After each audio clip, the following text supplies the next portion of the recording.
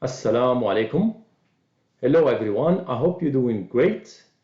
Today we're going to be covering basic electricity part 2, where we're looking at pull-up, pull-down resistors.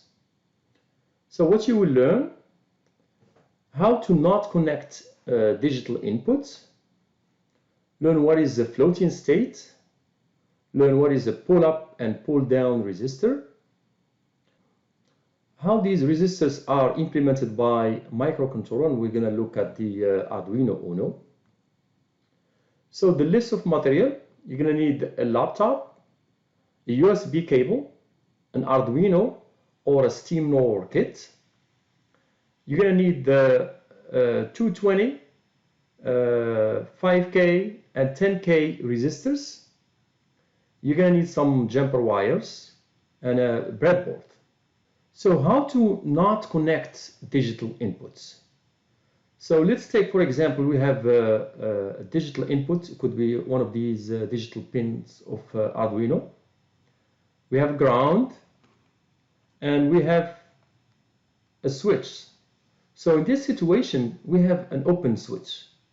So what happens when we directly connect an open switch to a digital pin? It will be what we call in a floating state. So really there is no, the values are not stables. We keep getting zeros and ones. This is not a good way of connecting digital inputs. And the reason for that, we're all surrounded with EMIs, electromagnetic interference, from radios, TVs, your portables, handsets. So these EMIs, when you get too close to the switch pins, they will couple that electromagnetic energy, and it could be interpreted as either 0 and 1. So that is not a good way of connecting a switch to inputs or basically some data. The other way, when the switch is, this is when the switch is open, but when the switch is closed, like in this situation here, we will have a good grounding. So the inputs here is connected directly to the ground, and we are just getting basically logic level 0. So it's good, but this situation, how we connect, it's not good. So even though here we are getting good reading, but when the switch is open, it's not good. So this is not a good way of connecting digital inputs. So what is good way of connecting digital inputs? So now we have to talk about pull-up resistor to avoid this situation. So just like before, we had the switch in an open situation just like this. But then we introduced two resistors, and one to connect to the pin, and then one basically 10K resistor connected to a 5 volts. So in this situation here, when the switch is open, so basically the pin is looking at like 5 volts. So it is high, so it's like 1. So the inputs come in here, it's 1 because of this situation here. But when the switch is closed, like this situation here, we have same scenario, 220 ohms and 10K resistor.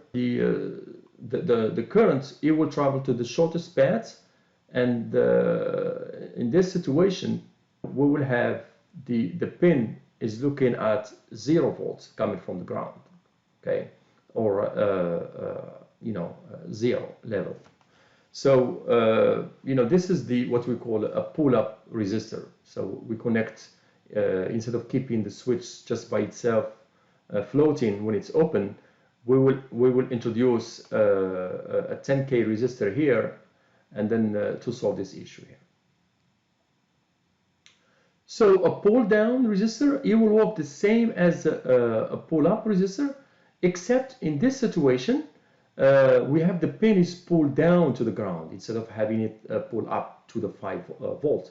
So when the switch is open, we solve the problem. It's reading low because the pin here, the digital pin, it's connected to the ground. This is open. It's an infinite resistor.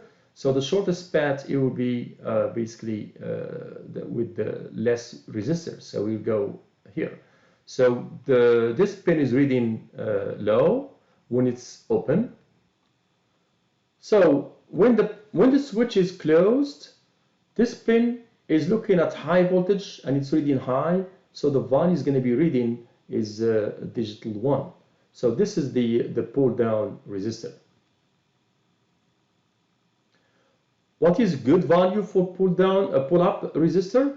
One thing that you need to know, the resistor value should not be high that it will affect the flow of the currents for the inputs to function correctly.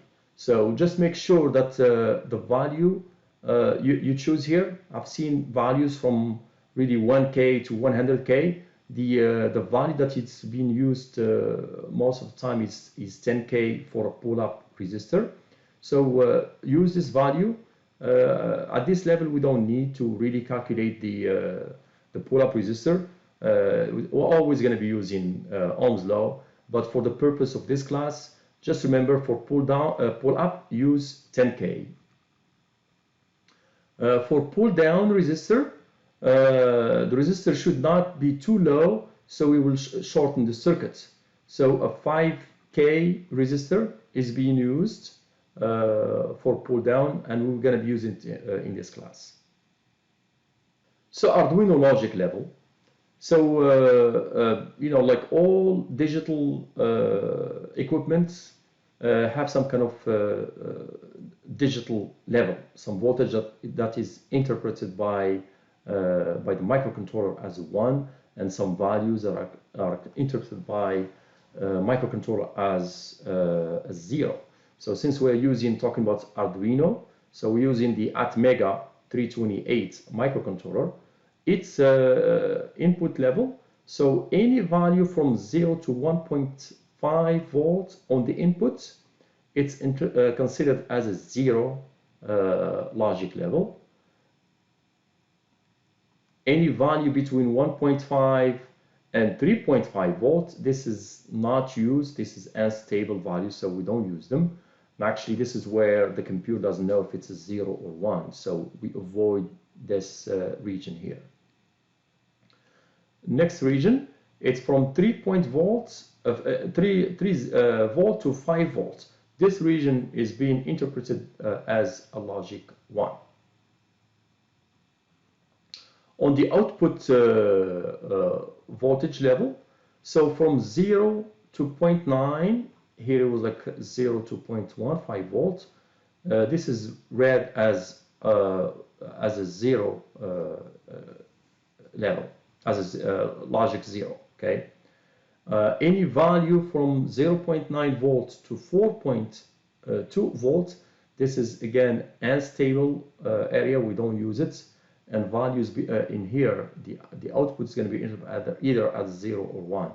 And finally, from 4.2 to 5 volts, this is basically logic 1. This is any value read between this interval here, between 4.2 to 5, it's considered to be logic 1. We will be using either SteamNOR kit or Arduino, whatever you have available.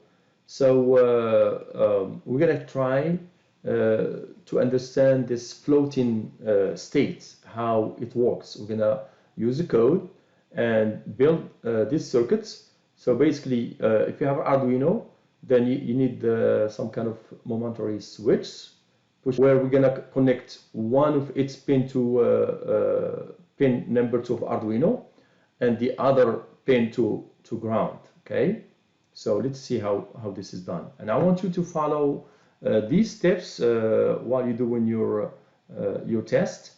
And I'm gonna go. We're gonna do these steps in the following exercise. Okay. So I want you to go to Tinkercad and build this circuit. You need a momentary switch connected to pin number 2, as you see here, and the other end of the switch connected to ground. And go to code, and there here, click text. We don't want to delete the this bare minimal code that you have here.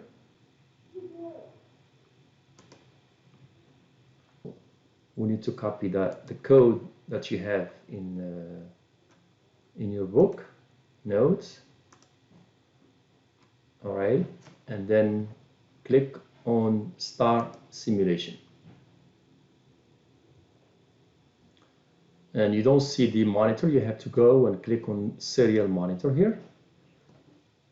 And notice that the switch, it doesn't matter if we press it down or up, it's always giving us 0, okay?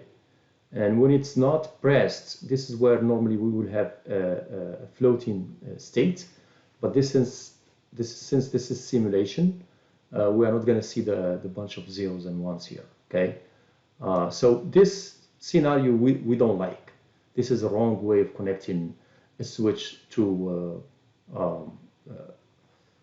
microcontroller or an Arduino Uno. Okay, let's stop this simulation.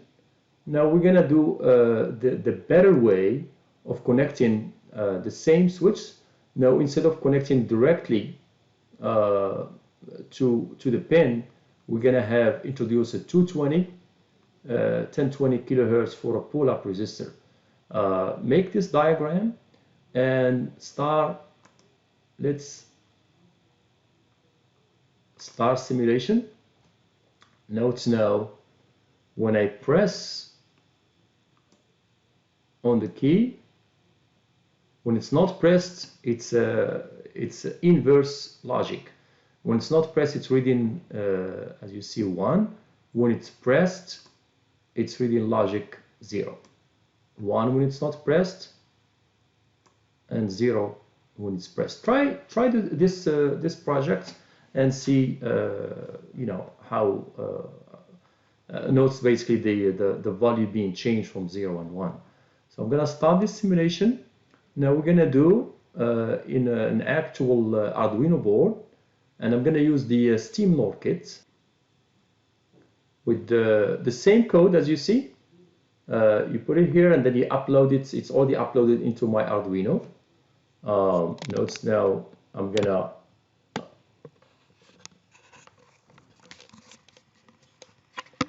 gonna basically launch the serial monitor. Okay, notes when the key is not pressed, it's reading 1, and when it's pressed, it's reading 0. 1 when it's not pressed, when it's pressed, it's reading 0. Thank you.